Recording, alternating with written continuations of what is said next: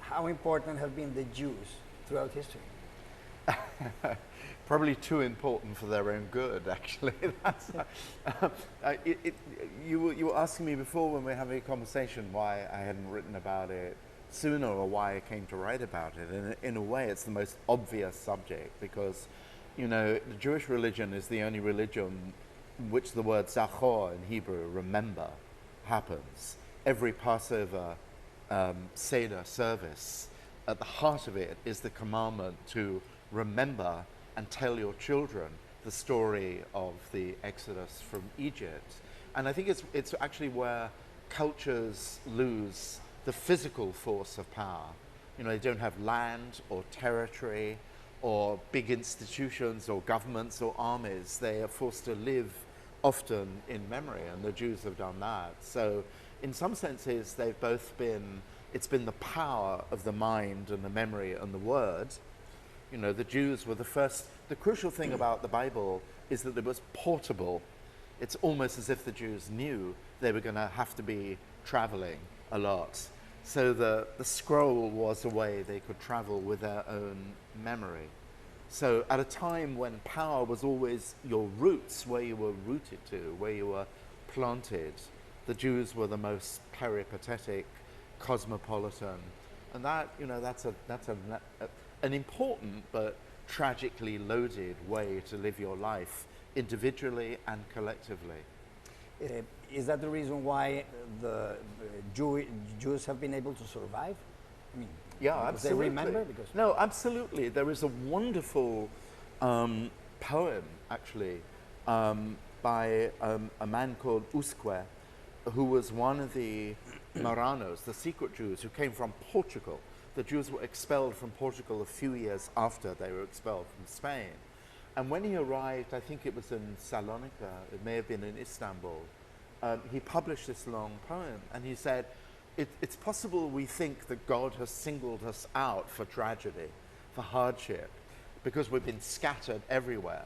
But the scattering is actually a blessing, because if there's a tyrant or a murderer in one place, we can pop up in another one. There'll be somewhere else we can find a home.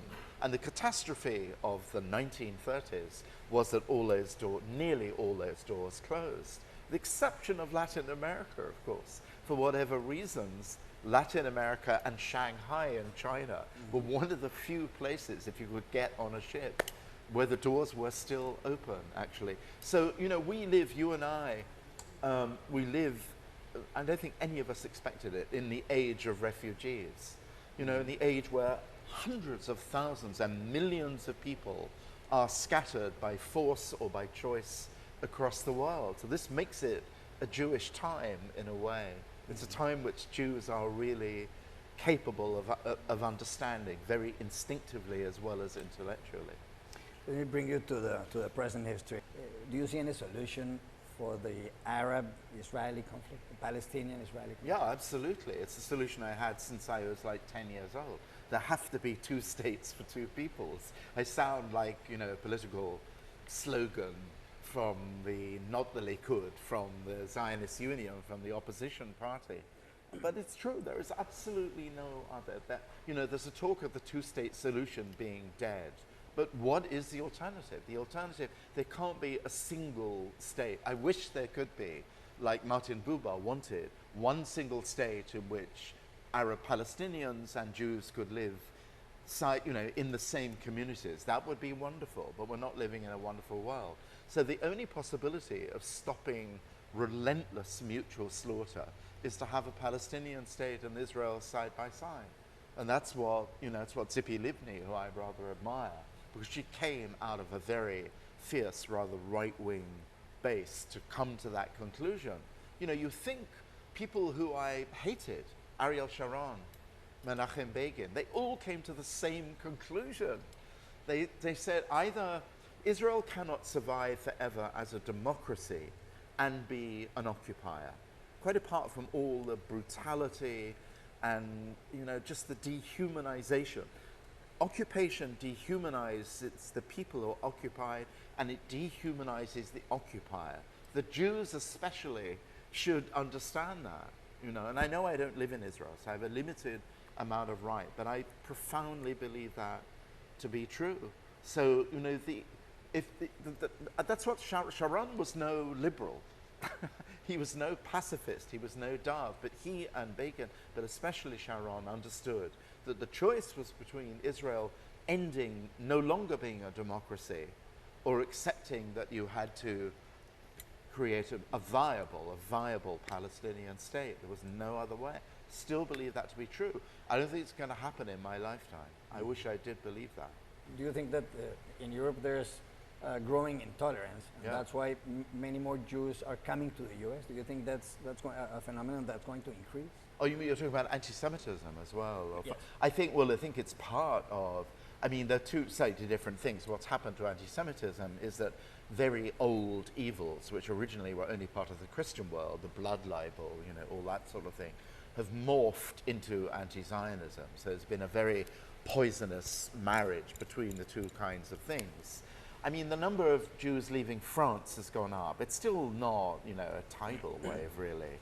I think the more profound question is, both in America and in Europe, the urge to live in communities and cultures that look only like us, white and not immigrant communities. I think the deeper problem is the problem both in America and Europe and everywhere, is that there's an irresistible urge when you're frightened. And ISIS and Al-Qaeda and the notion that someone who grew up in your city can do terrible damage with a bomb is frightening. It scares people. So the tendency to say, well, if only we had communities that just look just like us, we'll be safer. We won't be safer. And it'll be a terrible betrayal of, you know, our enlightened past and the possibility. I was saying yesterday in the conferencia that cohabitation, the willingness to share a neighborhood with people who are not exactly the same as you, different religion, different language, different ethnic origin, happens all over the world. Latin America, you know, there's still an issue of how you deal with the indigenous past and with colony. I mean, there's nowhere in the world. The Chinese, which we think of as the most homogeneous culture, are having to deal with Muslims in the West, with different Uyghurs who are not ethnically Chinese. So there is nowhere where this hasn't become one of the great global issues of our time. Do you think that the Catholic Pope Francis is a fresh figure? Yes, absolutely. I mean, how could you not love him, really? I mean, you have to agree with absolutely everything he says. But it is a wonderful thing when someone pops up in an institution who transcends the institutional boundaries. You know, you want someone who can kind of break away from the conventional way in which an institution conducts itself. And he has this really, I mean, sort of irresistible instinct with liking absolutely. There's almost nobody he won't sit down with and treat like a human being. Very few politicians have that. The only one, and he was not a pope, was Bill Clinton, who I know a little bit. The kind of view in Primary Colors, the novel, that there is no one, however mad, filthy, crazy, destitute, intolerant, who Bill will not have a cup of coffee with. That is absolutely true. But almost no politicians, including his wife, who I like very much, no politicians have that. So when you manage to experience someone who just simply rewrites the rules in terms of humane generosity, even if you don't like organized religion, you have to embrace that person and cheer them on and hope they survive bad things. You know. You're 70 years old. Who has been the most influential political figure in the world in all these years? Oh, the most influential. But tell me three. Okay, it's so difficult. I mean, this goes back to my childhood, but obviously my childhood was imprinted with the image of Churchill, partly because he saved the two cultures, Britain and Jewish life in Britain. And I'm not a conservative at all, but there was something extraordinary about actually his determination and resolution that was incredibly important. It's again very obvious choice, but it's impossible not to admire Nelson Mandela, not just because of what he went through, but because he had every reason to be bitter and fierce and vengeful, really, when South Africa changed. And he chose a completely different path. And for all the problems South Africa has, that was, genuinely extraordinarily inspiring. And then, to go on the Jewish side, I'm old enough to remember Chaim Weizmann, who was a tragic figure because he fell out with the Zionist movement and fell out with David Ben-Gurion. But Weizmann was someone who did think it was possible for there to be Jewish and Arab coexistence in the Middle East. So I'm the last Weizmannite standing, I think, really. 20th century was the century of both the two world wars. How is the 21st century going to be? Historians make very bad prophets, I think, very bad prophets. Obviously, it'll be two things: the century in which there is a battle for the physical fate of our planet. Nothing can possibly be as important as that. And secondly, it's, artificial intelligence, the digital world, the way we communicate each other, the fate of language, what we're doing now in the digital world. Will this extraordinarily exploding vista of the digital universe make life easier or make life harder for us? We used to think, as I was saying yesterday, that it would bring everybody together in a digital global cuddle and embrace, but we've learned to our cost that the web can create its own monsters and demons and myths and falsehoods. So the struggle actually for truth and human dignity in the digital world is an enormous struggle. Is it correct the way how the European Union and the US are fighting ISIS? Yeah, they have to. They have to. ISIS is something, it's incredibly difficult to deal with because actually it's unusual to deal with an army that wants to die. You can't believe that everybody does, usually. But actually, the embrace of martyrdom makes it peculiarly difficult because not only are people not afraid to die, they're positively inviting it. But the difference between ISIS and Al-Qaeda is it matters that ISIS has territory, and it matters for religious reasons. The theology of ISIS and the caliphate, people take it as a kind of joke, but it's not a joke at all, It is actually an end of days apocalyptic theology, which actually sees, it sees essentially the universal change in the world depending on the caliphate expanding its territory. And as it expands its territory, through sheer extraordinary violence visited on civilians, it's able to maintain its terror. So it's very important to take territory away from it, or at least contain it, because it then actually, it suggests that the prophetic theology is untrue, that things are not. The only good thing about crazed millennial theologies, they have to follow the timetable exactly that's set up. So we have to ruin their timetable. It's very important to do that. How do you think the historians will describe President Obama much more in kindly, 100 years' time? much more kindly than they do now, I think. It's interesting that his popularity ratings are going up a little. Not spectacularly, but it's sort of 50-50 now. This hasn't been noticed, actually, by the press very much. But it's across all the opinion polls. But I think, actually, it's been a presidency of real consequence. The problem of Barack Obama has always been that he doesn't like politics very much. All great democratic presidents, from Franklin Roosevelt to Lyndon Johnson to Jack Kennedy to Bill Clinton, the exception was Jimmy Carter, have a little bit of the thug in them. A little bit, they like the dirty parts of politics. Barack, bless him, is too saintly for this world. He doesn't like it. And he feels somehow degraded by it. So in which case he shouldn't have gone into politics. But given that he found it very difficult to be a political animal, it's absolutely amazing what he accomplished. Nobody thought the climate change agreement, he was helped by smog in Beijing, but nobody thought you could actually have Russia and China sign on to, for all its faults, a global climate change agreement. Most important of all, he stopped America, he and his government, from going over the cliff into a catastrophic depression. We were that close from the 1930s. And unemployment has halved. The automobile industry, which was pronounced dead, had its best year in half a century. And the health service, the Health Act has produced healthcare for 18 million Americans who didn't have it.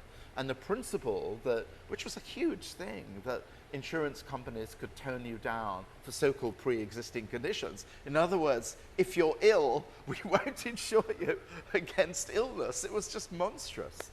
So it will be looked on as not perfect. The irony is, in his presidency, race relations have got worse, not better. I mean, he said that very poignantly.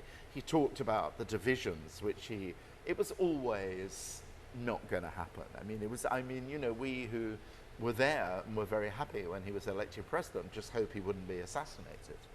Crossed my mind many, many times. And given, what the violence that American politics can produce, and that hasn't happened.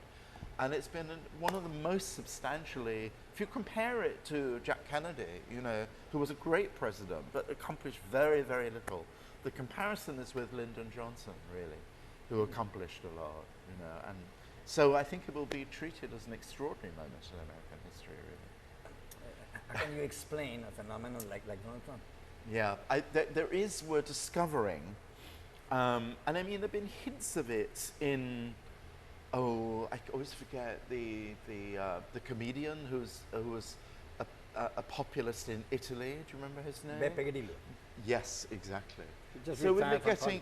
politics. Okay, well, I don't think Donald Trump's about to retire. Acaba de There retirarse. is in our world now, because everything, what we're doing now, television has engulfed everything like a vast octopus, really. The lines between entertainment and politics have been so melted down. Inside contemporary democracies, there is an appetite for essentially politics light, really very, very light indeed. Politics without the necessity of doing homework. Homework is difficult, boring. I don't know the difference between a Shia and a Sunni, and so the sense of actually wanting simple, instinctive, visceral, non-cerebral things to be how you behave as a voter is very strong, and he's tapped into that. The more empty his speech is, the more absolutely empty or absurd, the more popular he becomes, because he gives license to the voter to not have to be an informed citizen. So that, if he becomes president, we have to ask ourselves, what has become of democracy? Aristotle is not going to be happy. If the candidates were Donald Trump and Hillary Clinton, you would vote for Hillary. I would certainly vote for Hillary, yes, my God, yes.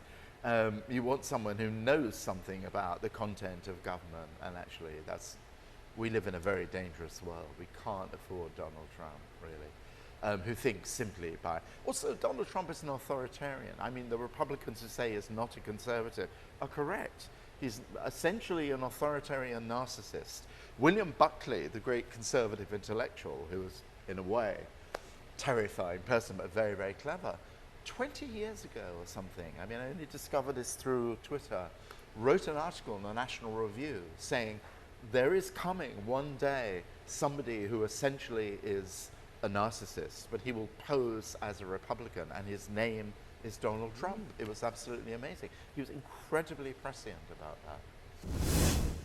Do you think that the European Union has a brilliant future? Or? It needs to reinvent itself ideologically, and it can't just exist as an institution which which manages the business cycle.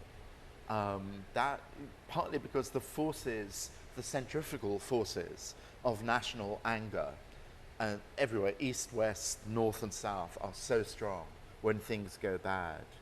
So who is going to do this? Is no one, is there on the horizon. Speaking personally, I think it would be an absolute catastrophe if Britain left the European Union. I think it would be an awful thing. I don't want to see a little Britain, really. I mean, there's a possibility in my own world of Scotland leaving Britain and England leaving Europe, in which case it'll be time for me to sail off into the Pacific or maybe come to Colombia. You know, maybe that'd be a good thing to do. You're saying that the United Kingdom should remain Yeah, in leading Europe, the European Union? absolutely, yes. Yeah, I think that the Spanish government should authorize a referendum regarding the independence of Not Catalonia. for me to say. You know, I think there the Scottish referendum was the right thing to do. There comes a point where you can't force people to be in a national state they don't want to be in. I mean, I suspect Scotland will one day or another go its own way. Do I want to see it happen? No, I don't. I like mixed up nations. I like the fact that the Irish and the Scots and the Welsh are not the same as the English. I like that very much. It's, again, a mixture of different cultures, really. And I think, you know, I think Spain will be so much poorer without Catalonia. And for all the complications and the long past of the Civil War, I kind of want to stay them together. I love Madrid as much as I like Barcelona, you know. But, you know, Catalan identity is a very serious thing. I would say, though, all of us who are looking at it, you know, that it seems to be the case that Catalans are themselves very divided, rather like the Scots. I mean, it's very much half and half. So, but should there be a referendum? Yeah, I think probably there should. Do you think there will be one? I don't think so. I don't know. No. It's not authorized by the Constitution, but we No, you yeah. you never know.